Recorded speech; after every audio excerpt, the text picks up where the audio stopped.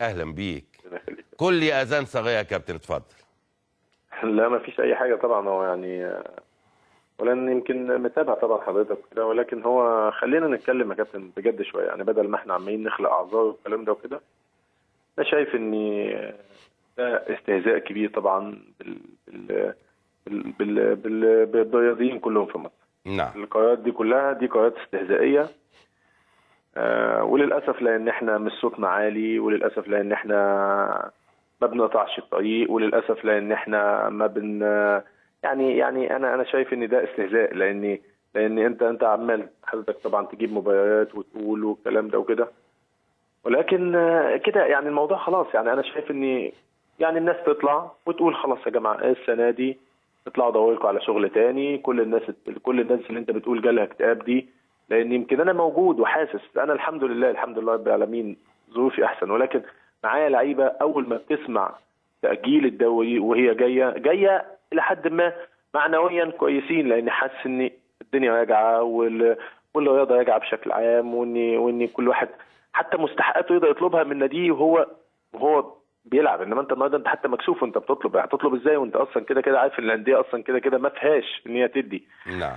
فمعنويا حتى اللعيبه اول ما بتسمع حاجه زي كده، او كل الناس اللي موجوده يعني معنويا بيحبطوا. يعني انت النهارده لما تروح يا كابتن مدحت شغلك بدون هدف، خلاص يعني يبقى انت هتجبرني ليه بقى وهتجيبني ليه وهوجع دماغي ليه؟ ما انا اروح بقى اشوف شغلانه تانية، ولا ما اوجعش دماغي بقى واروح والكلام ده وكده. فلازم الناس اذا كانت الناس عايزه تفهم ده وعايزه تاخد قرارات بالشكل ده، يبقى يجب ان يكون في شجاعه، ويجب ان يكون في قوه، ويجب ان يكون في حسم، ويجب ان احنا ما زلت بقول ان يجب ان احنا نكون دوله قانون. ان في حاجه اسمها رياضه يبقى يجب ان هي ترجع، وان اي حد مخطئ ان هو يتحاسب.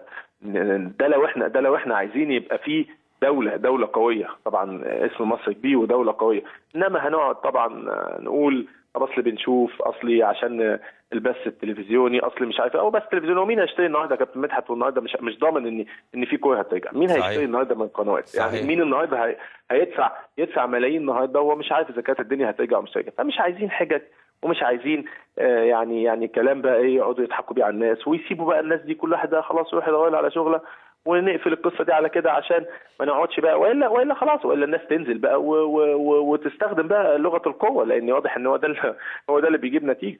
انما بالشكل ده احنا هنقعد بقى اصلي الداخليه ما وافقتش، اصلي لا اتحاد الكوره لسه بيظبط، اصلي الوزاره لسه بتشوف، اصلي لا يقولوا ان هم خايفين وان احنا مش هنقدر نرجع في الوقت الحالي وخلاص. انما انت حضرتك عمال بقالك كام يوم بتقول لا انا الدوري راجع في ميعاده، وانا كنت متاكد مليون المية ان الدوري هيتاجل، لان ما ينفعش. عايزين دوله قانون وعايزين دوله قوه، يبقى احنا ما بنعملش حاجه غلط. الرياضه دي لما ترجع وكره القدم دي لما ترجع دي مش حاجه غلط. المسؤولين يطلعوا يقولوا كده احنا ما بنعملش حاجه، احنا لا فاتحين حاجه غلط ولا فاتحين حاجه، لا احنا ناس اكل عيشها واقف.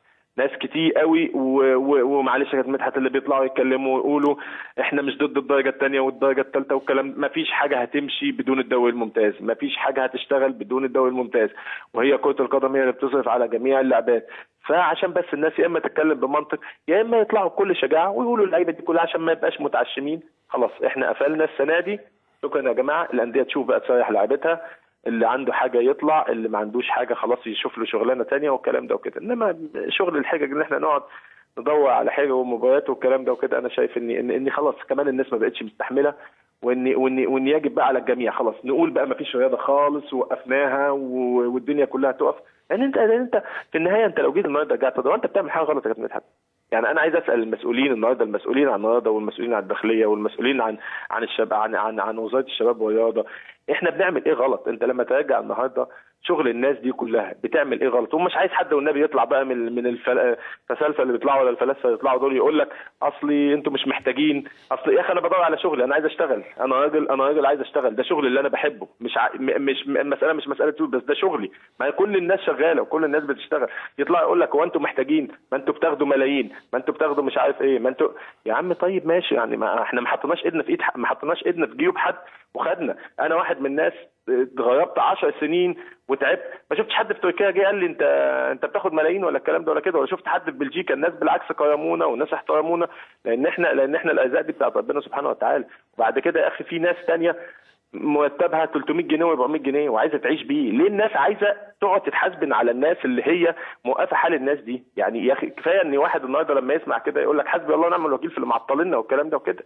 يا جماعه يعني يا جماعه لازم يبقى في دوله ولازم يبقى في قوه، وكفايانا بقى. يعني انا بصراحه شايف ان يعني انا شايف ان لو في شجاعه نطلع نقول خلاص الغوا الدوري السنه دي وخلاص الناس كلها تزعل. طيب انا طبعا كلامك وصل بوضوح يا كابتن احمد، وبرضه خليني اؤكد لك للمره الثانيه لا يوجد قرار بالالغاء على الاطلاق، وربما في خلال ساعات قليله جدا واحنا على الهوا نقول خبر يسعد الجميع باذن الله، وعلى اقصى تقدير هيبقى فيه بكره قرار نهائي زي ما انت طلبت في هذا الامر، ولكن اقصى قرار ممكن يطلع هو تاجيل اسبوع او اسبوعين. ده اقصى قرار ممكن يطلع، وربما يكون الدوري يوم الاربعاء، وهنتابع مع بعض واحنا على الهوا يا كابتن احمد. اشكرك شكرا جزيلا.